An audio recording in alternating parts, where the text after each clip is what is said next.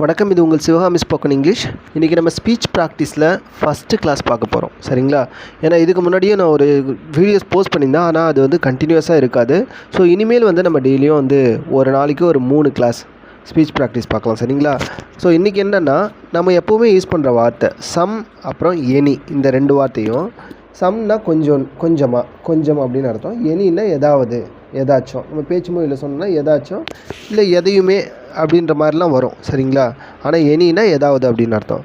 So இப்போ இந்த வார்த்தையை நம்ம சென்டென்ஸில் பேசும்போது எனி அப்படின்ற வார்த்தையை சென்டென்ஸில் பேசும்போது இது எப்படி பயன்பாட்டில் வருது, எந்த மாதிரி பொருளில் வந்து வருது அப்படின்னு சொல்லிட்டு நம்ம பார்க்கலாம். சரிங்களா?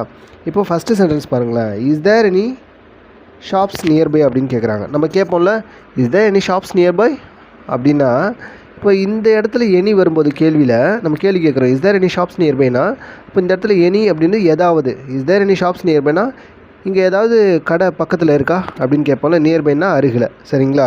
ஸோ அப்போது ஏதாவது அப்படின்ற மீனிங்கில் வருதா. அடுத்து 2வது பாருங்கள். To you have any friends அப்படின்னு கேட்கும்போது இந்த இடத்துல எனி வருது. டு யூ ஹேவ் எனி ஃப்ரெண்ட்ஸ்னால் உனக்கு ஏதாச்சும் ஃப்ரெண்ட்ஸ் இருக்காங்களா, ஏதாவது உனக்கு ஏதாவது ஃப்ரெண்ட்ஸ் இருக்காங்களா, இல்லை உனக்கு யாராவது ஃப்ரெண்ட்ஸ் இருக்காங்களான்னு கேட்கும்போது அப்போ யாராவதுன்னும் போது இந்த மாதிரி மீனிங்லேயும் வருது. சரிங்களா? இப்போ டு ஹேவ் எனி ஃப்ரெண்ட்ஸ்னால் உனக்கு யாராச்சும் ஃப்ரெண்ட்ஸ் இருக்காங்களா. சரிங்களா? ஏதாவது ஃப்ரெண்ட்ஸ் இருக்காங்களா அப்படி கூட நம்ம எடுத்துக்கலாம். அடுத்தது 3வது வந்து why don't you buy any items. நம்ம ஒரு ஷாப்பிங் போகிறோம், அப்போ கேட்குறோம், ஏன்டா நான் இவ்வளோ வாங்கினவேன், நீ எதுக்கு எதையுமே வாங்கலை. அப்போ எதையுமே அப்படின்னு சொல்லும்போது கூட அந்த மாதிரி எதையுமே அப்படின்ற மீனிங்கில் கூட எனி அப்படின்ற வார்த்தை வரும். அதுக்கு உதாரணமாக why don't you buy any items அப்படின்னு கேட்கும்போது நீ எதுக்கு எதையுமே வாங்கலை அப்படின்னு. அடுத்தது 4வது, I am not going to ask any questions அப்படின்னும் போது I am not going to ask any questions. அப்பா நான் எந்த கேள்வியுமே கேட்க போகிறதில்லப்பா அப்படின்னு சொல்லுவோம்ல. அப்போது எதையுமே அப்படின்ற மீனிங்கில் வருது. சரிங்களா? கேள்வியில் எதையுமே அப்படின்ற மீனிங்கில் இந்த இது வருதா. ஸோ அப்போ I am not going to ask any கொஸ்டின்னா நான் எந்த கேள்வியுமே கேட்க போகிறதில்லப்பா அப்படின்னு சொல்கிறது. சரிங்களா? இப்போ எந்த கேள்வியுமே எதையுமே. அதே மாதிரி அடுத்த சென்டென்ஸ் வந்து 5th, we don't have any chocolates. னா எங்கள்கிட்ட சாக்லேட்ஸ் இல்லை, எந்த சாக்லேட்ஸுமே இல்லை.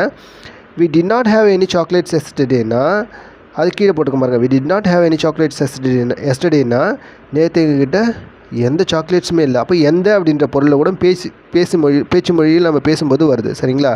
அடுத்தது last 6th sentence, there is not any juices in that shop. அந்த கடையில் ஏதாவது ஜூஸ் இருக்கான்னு கேட்டுவாப்பா, போய் பார்த்துட்டு வா அப்படின்னு சொல்கிறாங்க.